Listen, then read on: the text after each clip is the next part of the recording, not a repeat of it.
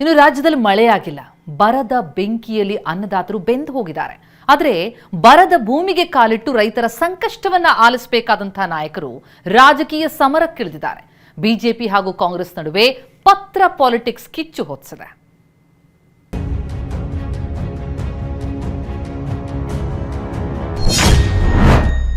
ರಾಜ್ಯದ ಬರ ಭೂಮಿಯಲ್ಲಿ ಬಿಜೆಪಿ ಕಾಂಗ್ರೆಸ್ ಮಾತಿನ ಸಮರ. ಮೋದಿಗೆ ಪತ್ರ ಬರೆದ ಸಿಎಂ ಡಿಸಿಎಂ, ಬರ ಘೋಷಿಸಿ ಎಂದ ಬಿಜೆಪಿ. ನೀರಿಲ್ಲ, ರಾಜ್ಯದ ಯಾವ ದಿಕ್ಕಿಗೆ ಹೋದ್ರೂ ನೀರಿಲ್ಲ. ವರುಣನ ನಂಬಿದ್ದ ರೈತರಿಗೆ ಬರ ಸಿಡಿಲು ಬಡಿದಿದೆ. ರಾಜ್ಯದಲ್ಲಿ ಬರದ ಛಾಯೆ ಆವರಿಸಿದೆ.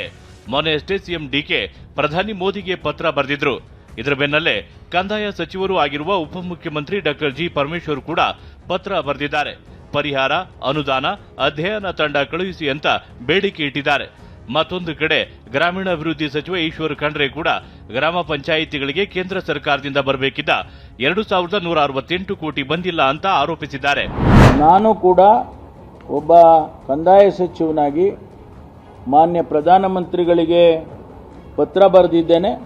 ಆದರೆ 25-26ನೇ ಸಾಲಿನ 2168.2 ಕೋಟಿ ಅನುದಾನ ಕೇಂದ್ರದ ಪಂಚಾಯತ್ ಸಚಿವಾಲಯ ತಡೆ ಹಿಡಿದಿದೆ.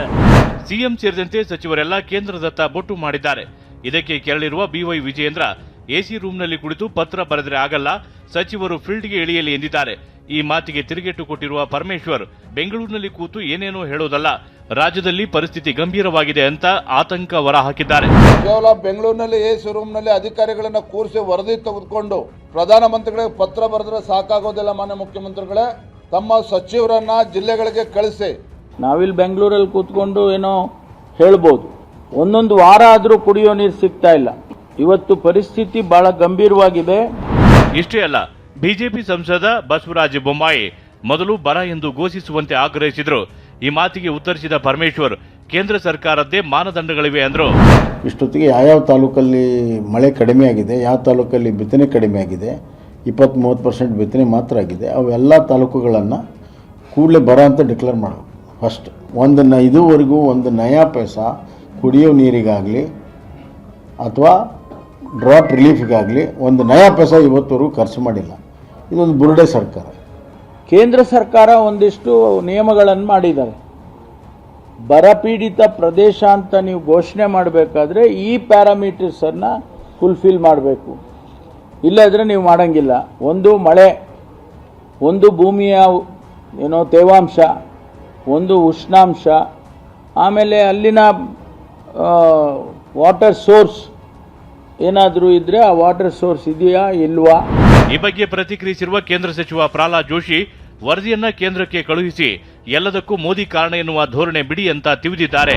ಎಷ್ಟು ಮಳೆ ಆಗಬೇಕಾಗಿತ್ತು, ಎಷ್ಟಲ್ಲಿ ಬಿತ್ತನೆ ಆಗಬೇಕಾಗಿತ್ತು, ಎಷ್ಟಾಗಿಲ್ಲ, ಇದರದೆಲ್ಲ ಒಂದು ಮಾಹಿತಿಯನ್ನ ಕೇಂದ್ರ ಸರ್ಕಾರಕ್ಕೆ ಪ್ರಾಪರ್ ಆಗಿ ಕಳಿಸ್ಬೋದು. ಇದು ಪಾಲಿಟಿಕ್ಸ್ ಮಾಡೋದಲ್ಲ, ಇದು ಕೇಂದ್ರ ಸರ್ಕಾರ ಕಾರಣ ಅನ್ನುವಂತ ಒಂದು ಈ ಧೋರಣೆ ಏನಿದೆಯಲ್ಲ, ಈ ಧೋರಣೆಯನ್ನ ಇವರು ಕೈ ಬಿಡಬೇಕು. ಹೀಗೆ ಬರದ ನೆಲದಲ್ಲಿ ನಿಂತು ರಾಜಕೀಯ ನಾಯಕರು ವಾಗ್ಯುದ್ಧ ನಡೆಸಿದ್ದಾರೆ. ಆದರೆ ಅತ್ತ ಕೊಪ್ಪಳದಲ್ಲಿ ಹೈನುಗಾರಿಕೆಯನ್ನ ನಂಬಿದ್ದ ರೈತರು ಕಂಗಾಲಾಗಿದ್ದಾರೆ. ಜಾನುವಾರುಗಳಿಗೆ ನೀರು, ಮೇವು ಸಿಗದೆ ಊರಿಂದ ಊರಿಗೆ ಅಲೆದಾಡುತ್ತಿದ್ದಾರೆ. ವಿಜಯನಗರ ಜಿಲ್ಲೆಯಲ್ಲೂ ಕೃಷಿ ವಿಜ್ಞಾನಿಗಳು ತೊಗರಿ, ಸಜ್ಜೆ, ನವಣೆಯಂತ ಬೆಳೆ ಬೆಳೆಯಲು ಸಲಹೆ ನೀಡಿದ್ದಾರೆ.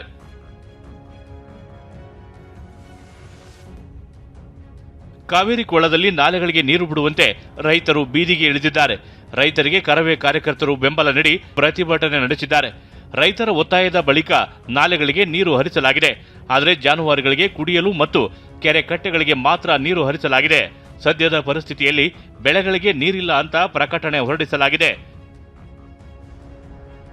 Bureau report, TV9. ಇನ್ನು ರೈತರಿಗಷ್ಟೇ ಅಲ್ಲ, ಈ ಬರದ ಎಫೆಕ್ಟ್ ಶಕ್ತಿ ಕೇಂದ್ರ ವಿಧಾನಸೌಧಕ್ಕೂ ಕೂಡ ತಟ್ಟಿದೆ. ವಿಧಾನಸೌಧ ಸಚಿವಾಲಯಗಳಿಗೂ ಕೂಡ ಬರದ ಬಿಸಿ ತಟ್ಟಿದೆ. ಹೀಗಾಗಿ ವಿಧಾನಸೌಧದಲ್ಲಿ ನೀರು, ವಿದ್ಯುತ್ ಉಳಿತಾಯಕ್ಕೆ ರೂಲ್ಸ್, ನೀರು ವಿದ್ಯುತ್ ಪೋಲಾಗದಂತೆ ತಡೆಯುವಂತೆ ಸಿಎಸ್ ಆದೇಶವನ್ನು ಕೊಟ್ಟಿದ್ದಾರೆ. ಎಲ್ಲಾ ಕಚೇರಿಗಳಲ್ಲಿ ನೀರು ಮತ್ತು ವಿದ್ಯುತ್ತನ್ನು ಮಿತವಾಗಿ ಬಳಸಬೇಕು, ಅನಗತ್ಯವಾಗಿ ಪೋಲಾಗುವುದನ್ನು ತಡೆಗಟ್ಟಬೇಕು ಅಂತ ನಿರ್ದೇಶನ ಕೊಟ್ಟಿದ್ದಾರೆ ರಾಜ್ಯ ಸರ್ಕಾರದ ಮುಖ್ಯ ಕಾರ್ಯದರ್ಶಿ ಡಾಕ್ಟರ್ ಶಾಲಿನಿ ರಜನೀಶ್ ಅವರು. ಸರ್ಕಾರಿ ಕಚೇರಿಗಳಲ್ಲಿ ಕೆಲಸ ಮಾಡೋ ಸಿಬ್ಬಂದಿಗಳಿಗೆ ಸೂಚನೆ ಕೊಡಲಾಗಿದೆ. ಏನೇನು ಸೂಚನೆ ಅನ್ನೋದರ ಡೀಟೇಲ್ಸ್ ಗಮನಿಸ್ತಾ ಇದ್ದೀವಿ. ಕಡ್ಡಾಯವಾಗಿ 24-26 ಡಿಗ್ರಿ ಸೆಲ್ಸಿಯಸ್ ತಾಪಮಾನದಲ್ಲಿ ಕೆಲಸ ಮಾಡಬೇಕು. ದೀರ್ಘಕಾಲ ಬಾಳಿಕೆ ಬರುವಂತಹ LED ಲೈಟನ್ನೇ ಬಳಸಬೇಕು. ಪೋಲಾಗದಂತೆ ಯೋಚನೆ ಮಾಡಬೇಕು. ಅದರ ಕಡೆ ಗಮನ ಕೊಡಬೇಕು. ಶೌಚಾಲಯ ಹಾಗೂ ಕಚೇರಿಗಳಲ್ಲಿ ನಲ್ಲಿಗಳನ್ನು ನಿಲ್ಲಿಸಬೇಕು. ಅಂದರೆ ನೀರು ಪೋಲಾಗದಂತೆ ತಡಿಬೇಕು. ವಾಟರ್ ಏರೇಟರ್ಗಳನ್ನು ಅಳವಡಿಕೆ ಮಾಡಿಕೊಳ್ಬೇಕು. ಎಲ್ಲೂ ಕೂಡ ನೀರು ವಿದ್ಯುತ್ ಪೋಲಾಗಬಾರ್ದು. ಅದನ್ನು ಉಳಿತಾಯ ಮಾಡೋದಕ್ಕೆ ಗಮನ ಹರಿಸಬೇಕು. ಎಲ್ಲೇ ನಲ್ಲಿಗಳಲ್ಲಿ ಸೋರಿಕೆ ಇದ್ರೂ ತಕ್ಷಣ ಅದನ್ನು ಗಮನಕ್ಕೆ ತರಬೇಕು, ಸರಿಪಡಿಸಬೇಕು ಅನ್ನುವಂತಹ ಆದೇಶವನ್ನು ರಾಜ್ಯ ಸರ್ಕಾರದ ಮುಖ್ಯ ಕಾರ್ಯದರ್ಶಿ ಡಾಕ್ಟರ್ ಶಾಲಿನಿ ರಜನೀಶ್ ಆದೇಶ ಹೊರಡಿಸಿದ್ದಾರೆ. ಜೊತೆಗೆ ಕೆಲಸದ ಬಳಿಕ ವಿದ್ಯುತ್ ದೀಪ, ಫ್ಯಾನ್, AC ಆಫ್ ಮಾಡಬೇಕು. ಇದೆಲ್ಲ ಬರ ಇರಲಿ ಬಿಡಲಿ ಎಲ್ಲರೂ ಕೂಡ ಪಾಲಿಸಲೇಬೇಕಾದಂಥದ್ದು. ಆದರೆ ಈಗ ಬರದ ಛಾಯೆ ಆವರಿಸಿರೋದ್ರಿಂದಾಗಿ ಇದರ ಕಡೆ ಹೆಚ್ಚು ಗಮನ ಕೊಡಲೇಬೇಕಾದಂತಹ ಅನಿವಾರ್ಯತೆ ಇರೋದ್ರಿಂದ ಮತ್ತೆ CS ಎಚ್ಚರಿಸ್ತಾ ಇದ್ದಾರೆ.